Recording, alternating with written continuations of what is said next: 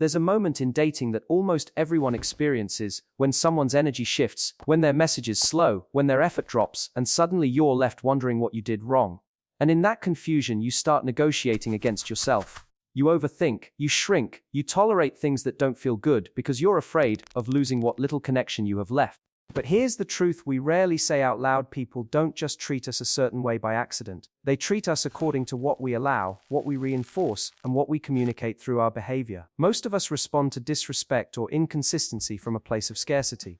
We start chasing approval, hoping that if we're patient enough or understanding enough, they'll magically start treating us better. But the more we operate from that mindset, the mindset of, I can't lose this, the more we signal that our boundaries are negotiable. What actually creates respect isn't longing, it's clarity. It's the willingness to say, this doesn't feel good to me, not from anger or insecurity, but from self-respect. When we learn to stop gripping onto people who are slipping away, when we stop rewarding behavior that hurts us, we shift the entire dynamic. Instead of trying to convince someone to value us, we begin showing them how to treat us by valuing ourselves first. And the moment we do that genuinely, everything changes. That's where confidence starts. That's where attraction becomes mutual. And that's where the cycle of being disrespected or ignored finally breaks. One of the biggest shifts you can make in dating is learning to see problematic behavior for what it actually is: a warning, not a compliment. So many people romanticize chaos. Someone ghosts you for days, then shows up out of nowhere with an intense message or an unexpected visit. And you start thinking, maybe this means they really care. It doesn't. It means they are inconsistent. It means they are operating on their terms, ignoring yours, and assuming you'll still be there when they reappear. That's not passion, that's a red flag dressed in emotional confusion. When someone repeatedly crosses boundaries, disappears, or only resurfaces when it suits them, that's not a love story waiting to unfold. That's a relationship dynamic that trains you to tolerate anxiety instead of stability. And the more we excuse it, the more we teach that person that their behavior works, that it gets them access to us without effort, commitment, or respect. This is where standards become powerful, not as a shield, but as an invitation. Standards aren't about building walls, they are about creating a space where only genuine effort feels at home. When you demonstrate self-respect through what you allow and what you walk away from, you naturally challenge people to show up better. That's the part we often overlook. Having standards isn't just defensive. It can actually increase attraction. When someone sees that you're not willing to collapse your needs just to keep them around, they feel the difference. They sense that you're someone who values their time, energy, and emotional clarity, and that inspires people to rise, to commit, to meet you with the consistency you deserve. Confidence isn't loud. It's simply the quiet refusal to accept treatment that doesn't match the value you bring. One of the most empowering shifts you can make is changing the question you ask yourself in dating. Most people obsess over, do they like me? But liking is fickle. It can be based on chemistry, convenience, timing, or even loneliness. A far better question is, do they respect me? Because when someone respects you, their admiration grows. And their interest isn't just emotional, it becomes behavioral. Respect is what turns attraction into effort, and effort into something real. And here's something we don't talk about enough: having standards isn't a one-time declaration. It's not a dramatic speech you give once and then everything magically aligns. In every relationship, even the healthy ones, standards have to be communicated repeatedly. Not because the other person is bad, but because we're all human. We forget, we get comfortable, we slip. Boundaries need reinforcement, and the more consistently you express them, the more natural it becomes for the other person to live within them. But don't make the mistake of thinking that asserting your needs means creating confrontation. Standards don't have to be harsh. You can communicate them with warmth, with a smile, even with humor. What matters is the clarity, not the intensity. You can say, hey, that doesn't work for me, in a way that keeps the connection alive and the rapport strong. People respond incredibly well to boundaries when they are delivered with both strength and softness. It shows emotional maturity. It signals that you're not trying to control them, you're simply honoring yourself. And that combination is magnetic. It creates a dynamic where respect and affection can grow side by side, without drama, without fear, and without sacrificing who you are. We live in a world that teaches us to fall in love with gestures instead of patterns. Someone brings flowers, plans a spontaneous date, sends a poetic message at midnight, and suddenly we're swept up in the romance. But romance on its own is often performative. It's easy, it's curated, it's the highlight reel. What really shows someone's character are the moments that don't look like a movie: the days they show up on time, the consistency of their messages, the small acts of care they repeat without being asked. Reliability isn't glamorous, but it's the foundation of someone who can actually share a life with you. To build something meaningful, you have to stop romanticizing chaos and start discerning who's actually a teammate. Anyone can create a spark, very few can sustain warmth. If someone's presence is unpredictable, if their interest feels like a roller coaster, if you're constantly trying to decode what they mean, that's not chemistry, that's instability. The people worth investing in aren't the ones who make your heart race sporadically, they are the ones who make your life easier consistently. And whether you realize it or not, you're constantly training people in how to treat you. Every interaction sets a cue. When you respond to last-minute plans with enthusiasm, you signal that your time is flexible. When you accept flaky behavior without addressing it, you imply that effort isn't required. When you celebrate the bare minimum as if it's generosity, you teach them that you don't need much. But it works the other way too. When you acknowledge punctuality, they remember it matters. When you express appreciation for genuine effort, you encourage more of it.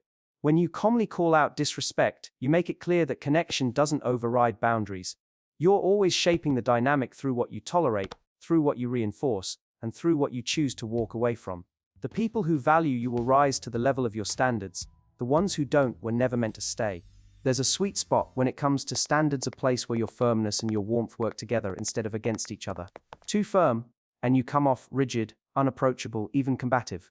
Too soft, and your boundaries dissolve the moment someone pushes against them. The bliss point is when someone can feel your kindness and your clarity at the same time. They know you're open, receptive, and human, but they also know you're not someone who abandons themselves to keep the peace. That balance doesn't push people away, it actually pulls the right people closer. It creates safety, it creates trust, it creates attraction that lasts. And the truth is, in the moments when emotions run high, it's easy to lose that balance. It's easy to say something reactive or to say nothing at all and hope things magically fix themselves. That's why having tools and guidance matters. You don't need to figure everything out on the spot or rely solely on your instincts, especially when those instincts have been shaped by past disappointments. Sometimes you need a script. Sometimes you need a reframe. Sometimes you just need someone or something to help you articulate your value without sounding defensive or insecure. That's where tools like Matthew AI become powerful. They help you craft the exact words that express your standards with grace. They help you pause instead of panic. They help you respond in a way that builds respect instead of resentment. Because when you're equipped with the right language, the right mindset, and the right guidance, you stop defaulting to those quick, unhelpful decisions that sabotage your worth.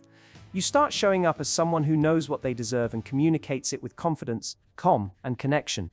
When you break this whole process down, there are really 4 themes guiding everything, and each one quietly shapes the kind of love you attract. First, you have to recognize what's happening in front of you. Not what you wish it was, not what you're romanticizing it to be, but what it actually is. When you train yourself to identify red flags early, the inconsistency, the hot and cold energy, the patterns that don't align with someone who genuinely cares, you protect your emotional well-being long before you become attached to the wrong person. Awareness isn't paranoia, it's self-respect. Then come your standards, the backbone of how you navigate dating. Standards aren't static rules carved in stone. They are living, breathing guidelines you set, communicate, and adjust as you learn more about someone.